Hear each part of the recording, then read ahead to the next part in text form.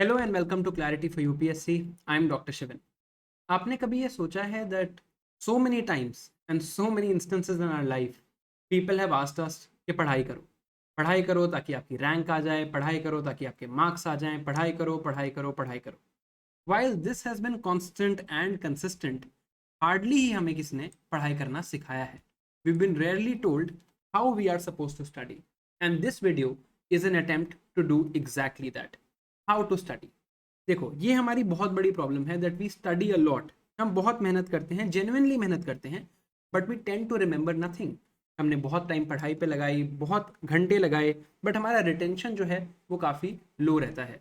इसके रीजंस क्या हैं? What are the reasons? Because we only see the tip of this iceberg कि यार मैंने घंटों तक मेहनत करी और रिटेंशन नहीं हुआ। But what are the reasons involved? We have poor study strategies.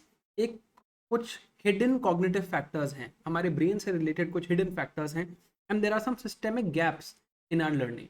जब तक इन प्रॉब्लम्स को हम सॉल्व नहीं करेंगे तब तक ये सोल्यूशन आएगा नहीं। Now in this video I will be giving you a live demonstration of how I study and how I learn. For those of you who don't know me, I have cleared NEET with an All India rank of 70 and cleared UPSC with an All India rank of 297. Now all of that has been possible because of this study technique. तो मैं आपको बताता हूँ कि मैं actually कोई भी चीज़ पहली बार कैसे पढ़ता हूँ. I'll tell you the broad principles involved, and I'll also tell you what are the mindset factors behind that. इसके साथ I'll also be doing a live demonstration in this video. मैं आपको करके दिखाऊंगा on two PDFs कि मैं पढ़ाई करता कैसे हूँ. So let's get started. देखो, देर is a science of forgetting, right? Forgetting को हमें समझना जरूरी है। जितना इंपॉर्टेंट लर्निंग को समझना है उतना ही इंपॉर्टेंट फॉरगेटिंग को समझना है। देखो, हमारा जो ब्रेन है वो प्रायोरिटाइज करता है relevant information, because you have something called a survival instinct. तो आपके सर्वाइवल के लिए जो इन्फॉर्मेशन इंपॉर्टेंट है वो आप कभी नहीं भूलोगे। जैसे आपके मम्मी का फ़ोन नंबर या आपके फादर का information, you will never forget that because that's important for you, right? Your brain will do adaptive forgetting. It will remove the noise and it will want to improve clarity. जो चीज़ें आपको clarity से बताई जाएंगी वो आपको हमेशा याद रहेंगी, but the things that you read in a haphazard manner वो जनरली हमें याद नहीं रहती। And memory consolidates over time. There are traces जो हमारा ब्रेन स्ट्रेंथन करता है। इन ट्रेसेस का क्या मतलब है? If you look at neuro science also you will understand कि जब भी हम कोई टॉपिक याद करने की कोशिश करते हैं, you would have also noticed कि आपको जनरली किसी एक वर्ड से या किसी एक डायग्राम से या किसी एक पर्टिकुलर फ्लो चार्ट से आपको ज़्यादा याद आता है। That is the trace that your brain is looking at. Now in this video we learn कि उन ट्रेसेस को बढ़ाना कैसे है। How do we increase those traces? How do we increase these traces in our brain so that our memory actually consolidates over time, right? अब this is a very famous curve, psychology के students को पता होगा, it's called the forgetting curve. And इसके जो results हैं वो काफ़ी शॉकिंग है हमारे लिए अगर हम इसको ध्यान से देखें। जैसे मान लो मैंने अभी कुछ पढ़ा, जैसे मैंने आपको अभी इमीडिएटली बताया कि यार there is adaptive forgetting, your memory consolidates with traces, right? Memory की कंसोलिडेशन होती है और अभी आपके पास 100% इन्फॉर्मेशन है, right? Within 20 minutes, this information will come down to 60%. That is how quickly our brain forgets, right? शायद 20 मिनट इस video को देखने के बाद, और मोस्ट लोग तो एंड तक देखेंगे भी नहीं because they are not serious about the way they are studying, but if you are, congratulations to you. 4 minute हो चुके हैं, अगर आप अभी तक रुके हैं तो please watch it till the end because you are actually serious about understanding how you can make your studying better, ठीक है? 20 मिनट में 60% हमारी इन्फॉर्मेशन रह जाती है, और अगर हम इसे 1 डे पे देखें तो at 1 day you would see it somewhere around 30 to 40%. There is a huge dip in whatever we remember at 1 day. तो अगर आप देखो ये immediately after we finish reading एक बहुत मेजर डिप आता है और हम 40% इन्फॉर्मेशन लूज कर देते हैं, और फिर within the span of 1 day we lose around 30% more information. यहाँ पे 30% और लॉस हो जाता है। तो पहले ही दिन में हम 70% भूल जाते हैं और हमारा नॉर्मल ब्रेन है। अब अगर आप इस 1 डे से 1 वीक तक का टाइप काउंट करो तो यहाँ पर भी आपको एक डिप दिखेगा, and that dip is around 10%। और फिर 1 मंथ पे देखो तो फर्दर एक डिप दिखेगा। तो there are time periods where your brain will stop memory and you will start forgetting very quickly. तो अब इन चीज़ों को याद करते हुए वी हैव टू अंडरस्टैंड कि हमें अपनी मेमोरी बेटर कैसे करनी है, राइट? अब if we have to rejuvenate our remembering power, if we have to ensure कि हमारी मेमोरी बेटर हो, we learn better, there is a technique behind it. देखो, ये एक स्किल है, right? Learning is itself a skill. You are not innately born with it, right? ऐसा नहीं है कि सब लोगों की पढ़ने की कैपेसिटी सेम है। हमें ये चीज़ दिखती है कई लोग बहुत जल्दी पढ़ लेते हैं और उनको सब याद रहता है, और कई लोग बहुत टाइम तक पढ़ते रहते हैं, उन्हें कुछ याद नहीं होता, but we don't know how this skill works. तो इस वीडियो में now through a live demonstration let me first tell you how I learn. अगर मुझे कोई भी टॉपिक लर्न करना है तो मैं कैसे लर्न करता हूँ, मैं आपको करके दिखाता हूँ। And please do this exercise with me, right? Hardly 10 minutes लगेंगे, मेरे साथ ये एक्सरसाइज करो and try to learn with me. Let's start. अब now this is a chapter of this year's economic survey. ठीक है, मेरे स्टूडेंट्स थोड़े से खफा होंगे क्योंकि मैं बार बार इकोनॉमिक सर्वे का एग्जांपल देता हूँ, बट ठीक है, ट्राई करते हैं, राइट? इस चैप्टर में we just read one paragraph. ये जो टॉप पे पैराग्राफ आपको दिख रहा है, हम बस ये वाला चैप्टर का ये वाला पैराग्राफ रीड करेंगे, will not read anything other than this. Okay, just this paragraph. तो मैं पैराग्राफ यहाँ कर देता हूँ एंड लेट्स रीड। आप मेरे साथ रीड करो, ठीक है? If you want better results, actually you should pause this video and read this by yourself and then see how you understand or how much you actually learn। और फिर मैं आपको बताता हूँ कि जब मैं ये पढ़ता हूँ तो मैं कैसे करता हूँ। A better student would have actually paused the video and read it, but ठीक है, मैं साथ में रीड करते हैं, चलो। Looking ahead, India's economic prospects for FY26 are balanced। अब मैंने ये एक लाइन पढ़ी, दो तीन प्रिंसिपल्स मैं आपको पहले ही बता देता हूँ। Learning firstly is a slow process.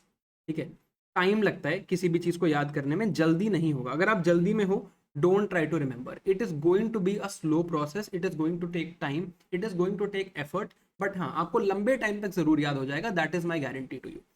तो ठीक है, looking ahead, India's economic prospects for financial year 26 are balanced. अब यहाँ पर अगर वर्ड बैलेंस लिखा है तो बैलेंस का क्या मतलब? इसका मतलब होगा कि there will be some positive things and some negative things too. Balance तो तभी होता है ना कि कुछ अच्छा है कुछ बुरा है। ठीक है, अब मैंने सिर्फ एक लाइन पढ़ी है, मुझे पता है आगे के पैराग्राफ में अच्छी चीजें भी होंगी और खराब चीजें भी होंगी। ठीक है, headwinds to growth. What does headwind mean? जब कोई प्लेन ऐसे उड़ता है तो सामने से विंड आती है, तो headwind is going to be something negative to our growth. Headwinds to growth include elevated geopolitical and trade uncertainties. Geopolitical और ट्रेड अनसर्टेनिटीज का क्या मतलब? क्या मैंने ऐसा कुछ देखा है अपने आसपास in the last 1 year? Trade uncertainties में मैंने टैरिफ का इशू देखा है, वही बात हो रही है। जियोपॉलिटिकल अनसर्टेनिटीज में इतनी जगह वर्ल्ड में वॉर चल रहा है, रशिया यूक्रेन वॉर अभी तक सॉल्व नहीं हुआ, इसराइल हमास वॉर अभी तक सॉल्व नहीं हुआ, तो there are uncertainties and possible commodity price shocks. अब ये क्या होता है? Till I don't understand this word मैं आगे नहीं बढ़ूंगा, right? I have to understand what this means. कई बार हमारी ये टेंडेंसी होती है कि अच्छा कमोडिटी प्राइस शॉक्स, आगे चलते हैं। नहीं, बी स्लो, बी बोरिंग, कोई बात नहीं, आराम आराम से करो, धीरे धीरे करो, but learn. Commodity price shocks, commodities जैसे कि ऑयल। अब इन्होंने ऑयल प्राइस शॉक्स नहीं लिखा, इन्होंने लिखा कमोडिटी प्राइस शॉक्स। मतलब जितनी भी कमोडिटीज हैं, स्टील, रबर, आयरन, इन सब के, कोल, इन सब की शॉक्स हो सकते हैं प्राइस के, इन सबका प्राइस बढ़ सकता है।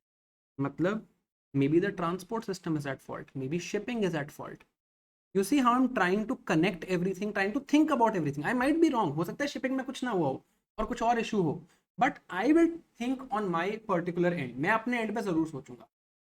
आगे चलते हैं, डोमेस्टिकली। अब ये इंडिया की बात कर रहे हैं, तो अभी तक जो बात थी वो ग्लोबल थी, अब इंडिया की बात शुरू हो गई। The translation of order books of private capital good sector into sustained investment pickup. अब जिसको इकोनॉमी ज्यादा नहीं आती उसको ये थोड़ा मुश्किल लगेगा, बट बेयर विद मी।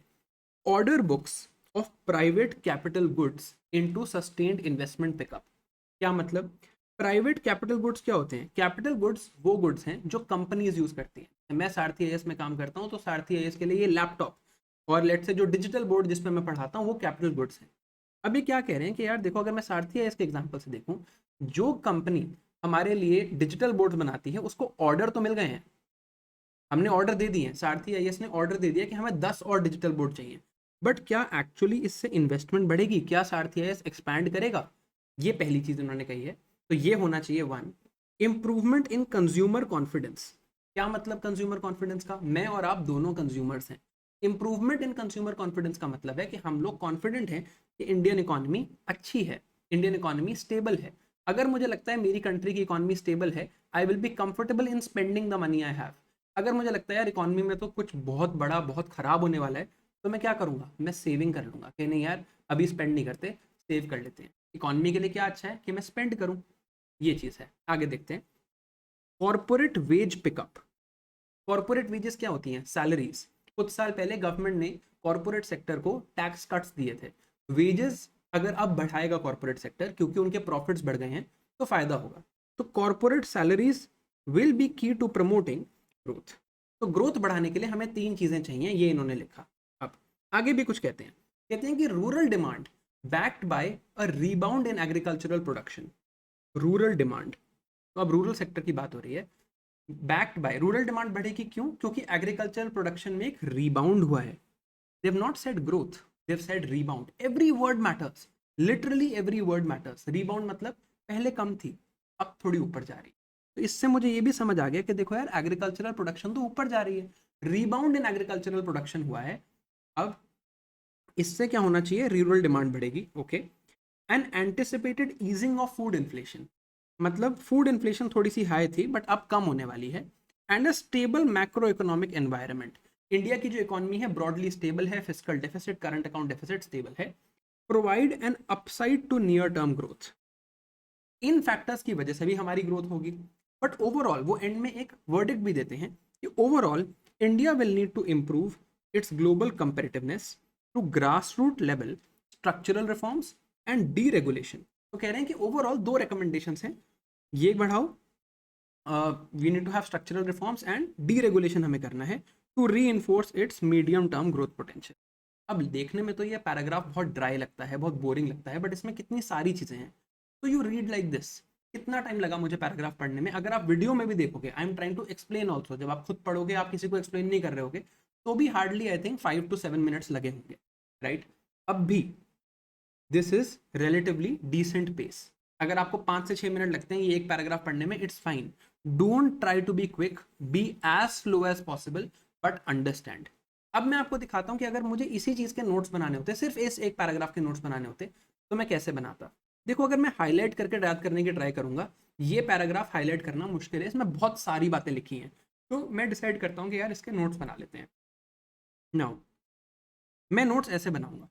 अब इन नोट्स को देखो, they have been written in a bad handwriting, आपको दिखाने के लिए कि नोट्स अच्छे दिखने जरूरी नहीं है, राइट? बट नोट्स का एक पर्पस होता है। ऊपर क्या लिखा है? Prospects balanced. बैलेंस्ड का क्या मतलब? कि यार नेगेटिव भी होंगे और पॉजिटिव भी होंगे, ठीक है? अब यहाँ देखते हैं नेगेटिव्स। कुछ globally there are some negatives, जैसे कि ट्रेड अनसर्टेनिटी, जियोपॉलिटिकल अनसर्टेनिटी और कमोडिटी प्राइसेस। तो मैंने बैलेंस प्रोस्पेक्ट्स का नेगेटिव साइड यहाँ पे लिख लिया, वो मेनली ग्लोबल था। Trade uncertainty, geopolitical uncertainty, commodity prices में shocks, and I remember what this means. It means tariffs, it means wars, it means maybe a shipping crisis. Okay. अब positives पे आते हैं। अब positives में सारे लिस्ट में नहीं लिख रहा हूँ, मैं ऐसे लिख रहा हूँ ताकि मेरे को याद रहे। So I will write in a way in which my brain thinks. मेरा ब्रेन कैसे सोच रहा है कि अच्छा यार, कंपनी से रिलेटेड कुछ फैक्टर्स थे। क्या था? कि कैपिटल गुड्स कंपनीज की ऑर्डर बुक्स तो हैं, but will they translate into investment, ये पहली चीज थी। दूसरा, कॉर्पोरेट वेज पिकअप, ये दूसरी चीज थी।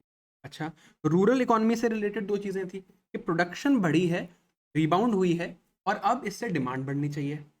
Private individuals, private here means not private companies, individuals, people like you and me, उस पे बात थी कंज्यूमर कॉन्फिडेंस की, कि यार कंज्यूमर कॉन्फिडेंस बढ़ना चाहिए।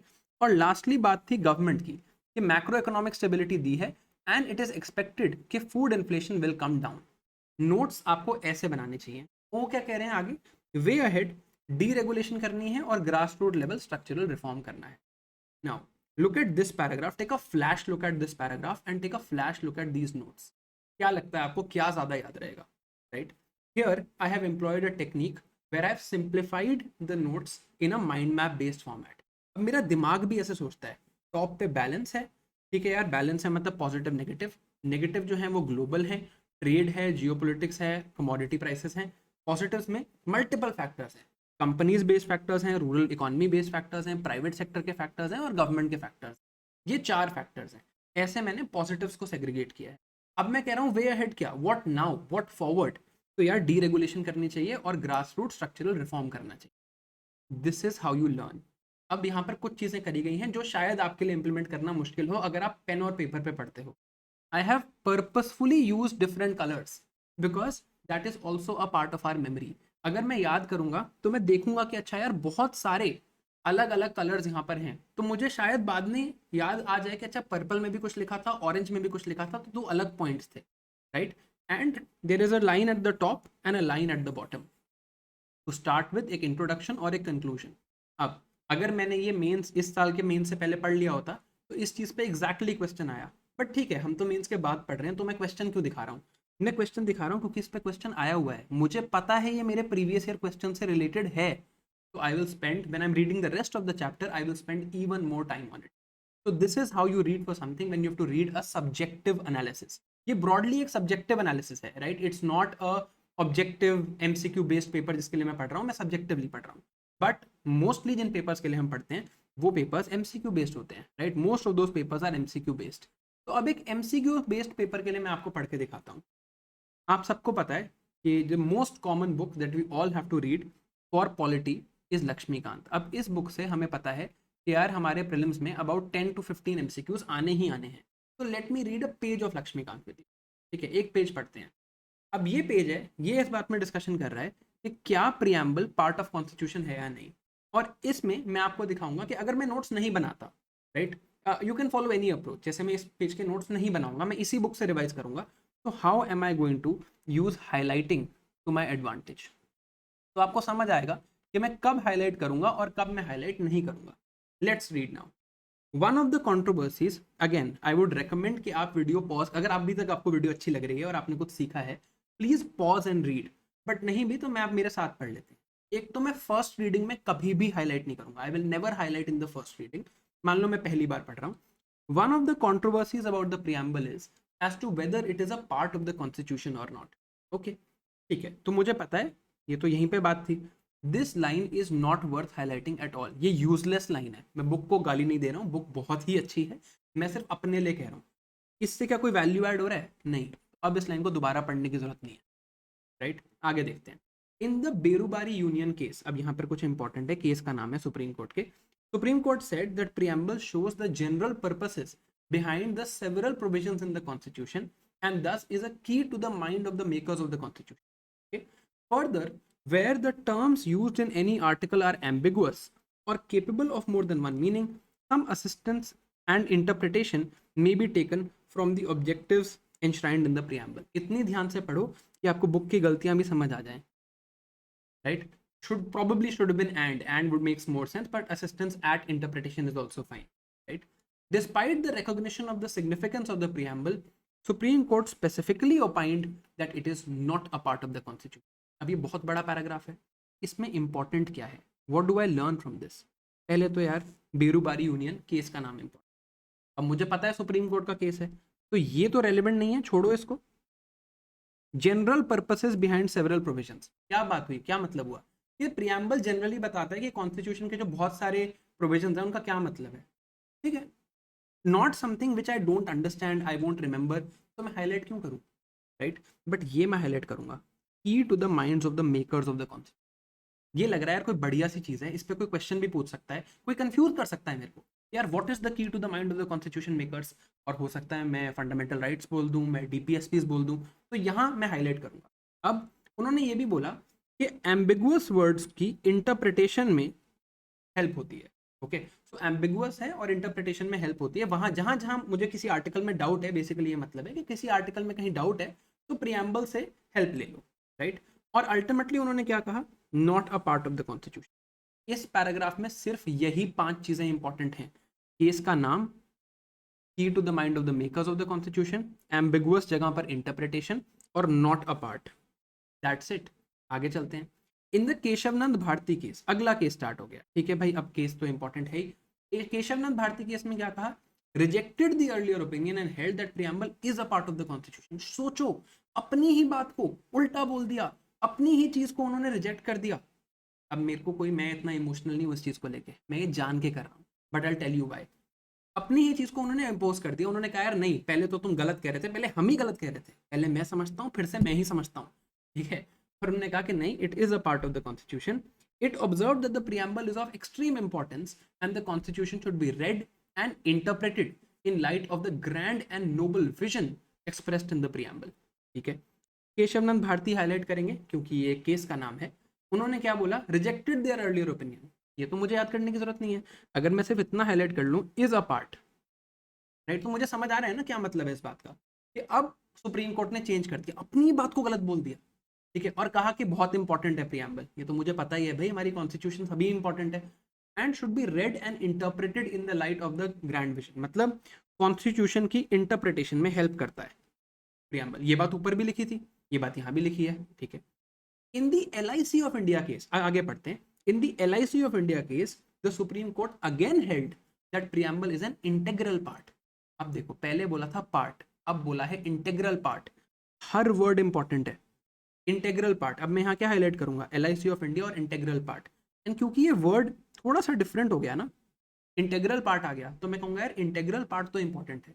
Now I might Google what is the difference between part and integral part. Integral part का मतलब है कि इसके बिना कॉन्स्टिट्यूशन अधूरी है, उसकी इंटेग्रिटी, उसकी कंप्लीटनेस इसके बिना अधूरी है। ये नई बात बोली गई है, ठीक है।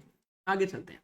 Like any other part of the constitution, the preamble was also enacted by the constituent assembly, but after the rest of the constitution was already enacted. इतनी बढ़िया बात है यार, इन्होंने पहले नहीं प्रियम्बल बनाया, इन्होंने एंड में प्रियम्बल बनाया। मैं विजुअलाइज कर रहा हूँ, मैं सोच रहा हूँ कि यार कॉन्स्टिट्यूएंट असेंबली है, डॉक्टर भीमराव अंबेडकर हैं, जवाहरलाल नेहरू जी हैं, इतने सारे लीडर्स हैं, और वो क्या बात कर रहे हैं, पूरी कॉन्स्टिट्यूशन बनाने के बाद एंड में। The reason for inserting the preamble at the end was to ensure that it was in conformity with the constitution as adopted by the assembly। इतनी स्मार्ट चीज है। अगर प्रियम्बल पहले अडॉप्ट हो जाता और कॉन्स्टिट्यूशन उसके थोड़ा सा विपरीत बन जाती तो प्रॉब्लम हो जाती। तो ये भी मुझे समझ आया। While forwarding the preamble for votes, the president of the assembly said the question is that the preamble stands part of the constitution and the motion was then adopted। मतलब फाउंडिंग फादर्स ने भी कहा था कि हाँ part of the constitution है, तो पहली बार सुप्रीम कोर्ट ने फाउंडिंग फादर्स के अगेंस्ट ओपिनियन दे दिया। Hence, the current opinion held by the Supreme Court that preamble is part of Constitution is in consonance with the opinion of the founding father। अब ये बहुत बड़ा paragraph है। इस पैराग्राफ से इंपॉर्टेंट क्या है कि भाई पहले तो कॉन्स्टिट्यूएंट असेंबली ने इसको अडॉप्ट किया था, right, after the rest of the constitution was adopted. तो ये पूरा भी हाईलाइट करने की जरूरत नहीं है, सिर्फ after the rest of the constitution पे काम चल जाएगा। फिर क्यों एंड में किया था, ताकि कॉन्फॉर्मिटी रहे, ये एक इंपॉर्टेंट चीज है। अब वोट्स, ये वोटिंग हुई थी, प्रेसिडेंट ने एग्जैक्टली क्या बोला था ये तो कोई नहीं पूछने वाला मेरे से, बट ये है कि हाँ भाई constituent assembly said part of the constitution, right. ये इतने हाईलाइटिंग से समझ आ रहा है, मैं सिर्फ हाईलाइटेड वर्ड पढ़ूंगा। तो कॉन्स्टिट्यूएंट असेंबली के फाउंडिंग फादर्स ने भी बोला था हाँ जी पार्ट ऑफ द कॉन्स्टिट्यूशन तो है, and therefore the motion was then adopted. तो ये बात सच हो गई। अब करंट ओपिनियन कॉन्सोनेंस में है, ये मैं क्यों हाईलाइट करूं, Why should I highlight this part? ये तो मुझे दिख ही रहा है ना कि constituent assembly said part of the constitution और सुप्रीम कोर्ट भी कह चुका है पार्ट, तो दोनों अब साथ साथ एक ही बात कर रहे हैं। This I don't need to highlight again. अच्छा, अब ये कहती है बुक कि two things should be remembered. Okay, preamble is neither a source of power to legislature nor a prohibition upon the powers of legislature. तो ना ही ये source of power है, ना ही प्रोहिबिशन है लेजिस्लेचर पे, ये हाईलाइट कर लिया। नॉन जस्टिसिएबल, मतलब कोर्ट में नहीं जा सकते प्रियम्बल को लेके। अब इस पूरे पेज में, इस पूरे इतने बड़े पेज में, ये पेज तो बल्कि it's one of the most important pages of the book. जो हाईलाइट किया है ना मैं वही पढ़ूंगा। अब मैं दोबारा पढ़ना चाहूंगा तो सिर्फ मैं इतना पढ़ूंगा। अब देखो सब समझ आएगा। Berubari union, key to the minds, ambiguous जगह पे interpretation but not a part. Keshavananda Bharati में इज अ पार्ट और कॉन्स्टिट्यूशन इसमें इंटरप्रेट होती है। LIC में इंटेग्रल पार्ट। कॉन्स्टिट्यूएंट असेंबली ने अडॉप्ट किया था after the rest of the constitution ताकि कॉन्फॉर्मिटी में रहे। Constituent assembly also said it is part of the constitution but source of power नहीं है। अब देखो गलती क्या है, मैंने यहाँ पे नीदर हाईलाइट नहीं किया, neither a source of power nor a prohibition, ठीक है, एंड नॉन जस्टिसिएबल। इतना ही है। तो जब मैं सेकंड टाइम ये पेज पढ़ूंगा तो मुझे कितना टाइम लगेगा, और जब मैं सेकंड टाइम पढ़ूंगा ना तो मैं ऐसे नहीं पढ़ूंगा, मैं यहाँ पर आऊंगा, मान लो ये बुक चल रही है, मैं यहाँ पर आया और मैं सीधा आऊंगा अच्छा प्रियम्बल पार्ट ऑफ कॉन्स्टिट्यूशन और नॉट। अब मैं दोबारा से पहले हाईलाइटिंग नहीं पढ़ने वाला, I am not going to do rereading. What am I going to do, अच्छा है प्रियम्बल पार्ट ऑफ कॉन्स्टिट्यूशन, देखते हैं मुझे कितना याद है। तो आई वुड प्रोबेबली राइट कि अच्छा यार सबसे पहले बेरूबारी यूनियन केस था, उसमें बोला था it is not a part but it is key to the mind of the makers और एम्बिगुअस इंटरप्रिटेशन में हेल्प करता है, ठीक है। उसके बाद आया केशवनंद भारती, उन्होंने भी कहा कि हाँ इंटरप्रिटेशन में हेल्प करता है बट कहा इज अ पार्ट। फिर आया LIC ऑफ इंडिया, वहां कहा भाई इंटेग्रल पार्ट, एक नया वर्ड आ गया। फिर बात करी थी कॉन्स्टिट्यूएंट असेंबली की, कॉन्स्टिट्यूएंट असेंबली में हाँ इन्होंने अडॉप्ट किया था बट आफ्टर किया था। बाद में क्यों किया था, ताकि कॉन्फॉर्मिटी रहे। और क्या इन्होंने कहा था पार्ट है, यस, बिल्कुल। और एंड में अब दो और बातें कि यार ये लेजिस्लेचर पे ना ही ये एक पावर है और ना ही ये एक प्रोहिबिशन है, और दूसरी चीज ये नॉन जस्टिसेबल, तो आप इसको कोर्ट में भी नहीं ले जा सकते। ये पूरा पेज सिर्फ इतना ही है, this is all it is. और अगर मुझे इतना याद है तो मेरा ये पेज हो गया, and this is how you never forget. तो now if I come back to the principles that we were discussing, और क्या क्या वो चीज़ें हैं जिस बेसिस पे मैं कह सकता हूँ कि ऐसे मुझे सब कुछ याद रहेगा, उनकी बात करते हैं। सबसे पहले, read actively not passively. Her paragraph पे आपने देखा आई क्वेश्चनड, ऐसा क्यों है, ऐसा कैसे हो गया, right? So you understand every word, question every word, underline only what's relevant and try to predict what comes next. जब मैंने हेडविंड्स देखा या जब मैंने बैलेंस देखा तो मुझे पता था कि यार अच्छा हेडविंड्स भी होंगी और पॉजिटिव चीजें भी होंगी, राइट? तो ट्राई टू प्रिडिक्ट कि आगे क्या आ रहा है। ऐसे बैठे बैठे अगर आप पढ़ रहे हो कि हाँ आप पढ़ते जा रहे हैं तो कभी याद नहीं होगा, आपका ब्रेन एक्टिवली इन्वॉल्व होना चाहिए। मैं आपको हमेशा कहता हूँ that studying 8 hours a day is very difficult. बहुत मुश्किल है 8 घंटे दिन में पढ़ना, 10 घंटे के लिए तो गॉड लेवल कॉन्फिडेंस चाहिए। ये कैसे होगा? इसलिए क्यों मुश्किल है? लोग कहते हैं मैं 12 घंटे पढ़ लेता हूँ, मैंने ऑलमोस्ट सारे कंपेटिटिव एग्जाम्स जो मैंने दिए हैं वो निकाले हैं, बट मैंने कभी 8 घंटे से या 10 घंटे से ज़्यादा पढ़ाई नहीं करी, because this is how I read. This takes effort, मेहनत लगती है इस चीज़ों को पढ़ने में। आगे चलते हैं। सेकेंड, 3R फॉर्मूला है। आपने रीड किया, इमीजिएटली रिकॉल करो, इमीजिएटली रिकॉल करो कि अच्छा मैंने ये पढ़ा है, इसका क्या मतलब था, right? I read this page, what does it mean, what did I understand. अपने साथ बात करो while you are reading and revisit later. अगर कोई चीज़ एक ही बार पढ़नी है और उसको रिविजिट नहीं करना तो एक बार भी पढ़ना बेकार है, एक बार पढ़ के याद नहीं होता। The third thing, make your notes easy to remember. आपने मेरे नोट्स देखे जो मैंने वो बनाए थे इकोनॉमिक सर्वे के, मैंने माइंड मैप्स बनाए, मैंने एनालॉजीज क्रिएट करी, मैंने अपने खुद की एक्सप्लेनेशन थी, I was using different colours to ensure कि मेरी थोड़ी विजुअल मेमोरी भी हो, और मेरी खुद की एक्सप्लेनेशन थी ना कि अच्छा यार कंपनी से रिलेटेड कुछ फैक्टर है, गवर्नमेंट से रिलेटेड कुछ है, प्राइवेट इंडिविजुअल से रिलेटेड कुछ है, और रूरल इकोनॉमी से रिलेटेड कुछ है, right? So use these personal explanation and focus on connections.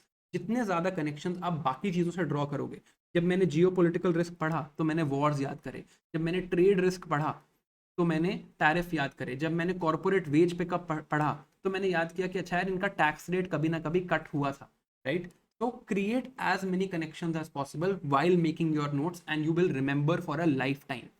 एक और बात करते हैं, विजुअलाइज एंड फील।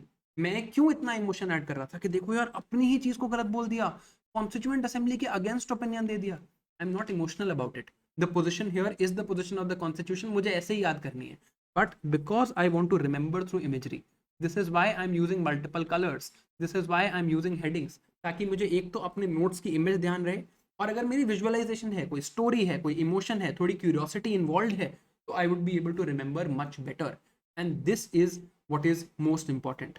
अब टीच टू रिटेन। एक फिजिसिस्ट हैं by the name of Richard Feynman, आपने शायद इनका नाम सुना हो। He was the head of the Manhattan project in the US, he was responsible for their first nuclear bomb. उन्होंने कहा कि अगर आप कोई चीज़ किसी 5 ईयर ओल्ड को समझा सकते हो ना, तो आपको वो चीज़ एक्चुअली आती है, and this is how you retain. तो कोई बहुत ही इंपॉर्टेंट चीज़ है, राइट? अब हम तो किसी 5 साल के बच्चे को तो ढूंढ नहीं सकते, उसको ढूंढ के बता रहे हैं यार प्रियम्बल सुन ले मेरे से, कोई नहीं सुनेगा, ठीक है? Specially in the generation alpha. But the fact is आप अपने फ्रेंड से बात कर सकते हो।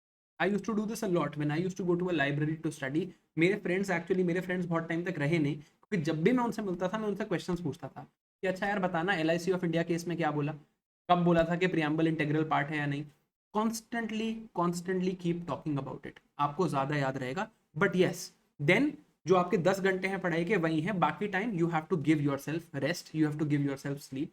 इतना ज़्यादा हाई इंटेंसिटी पे पढ़ना more than 8 hours with this method and mechanism is almost impossible for a sustained period of time. तो अगर आपको ये सस्टेन करना है, लॉन्ग टाइम तक करना है, तो 8 घंटे टारगेट करो, बट पढ़ना ऐसे है। क्या होगा यार? स्लो रीडिंग होगी, यही होगा ना। यूपीएससी में average number of attempts 3 to 4 है, मैक्सिमम सिलेक्शन थर्ड अटेम्प्ट में होता है, फिर फोर्थ अटेम्प्ट में होता है। 3 attempts means that you spend at least 5 years in the exam cycle. तो on average person who is getting selected, जो सिलेक्ट होता है वो एवरेज नहीं होता, बट उनकी भी एवरेज लेके मैं कहूँ, जो IAS IPS बन रहे हैं उनकी भी एवरेज लेके मैं कहूँ, मेरे बैच में भी ये ट्रू था, थर्ड अटेम्प्ट में मोस्टली लोग सिलेक्ट हो रहे हैं। 5 साल वो मिनिमम लगा रहे हैं, थोड़ा टाइम आपके पास है। right? It's better to get selected earlier but spend more time reading so that you remember for a longer period of time. And lastly, spaced revision. हमने जो वो forgetting curve देखा था, वो क्यों देखा था? वो हमने देखा था ताकि हम समझ सकें हमें कोई चीज़ कब रिवाइज करनी है. अब जैसे मैंने आज ये पेपर पढ़ा या आज ये पैराग्राफ पढ़ा, immediately one revision has to be done. जहाँ जहाँ उस कर्व में डिप्स है ना, वहाँ वहाँ मैं रिवाइज करूँगा. तो पढ़ते ही इमीडिएटली रिवाइज करो, फिर 1 day later, 7 day later and 31 days later. If you do this, trust me, you will never forget. आप genuinely in your entire life आप भूल नहीं सकते हो अगर आप इस टाइप की रिविजन टेक्निक फॉलो करते हो तो. And that is what is needed to ensure that you remember everything you read. Now, I hope you like this video. Please tell me in the comments if the experience here was good for you and you learned something new. Because मुझे लगता है कि बहुत बार इस बारे में तो ज़रूर बात होती है कि यार पढ़ना है और मेहनत करनी है और बुक्स पढ़नी है, बट कैसे पढ़ना है is rarely discussed. So I hope this demonstration helped, and I will be making more videos like this, and I will be focusing on mentorship coming this film season. So thank you for watching, and I'll see you guys next time.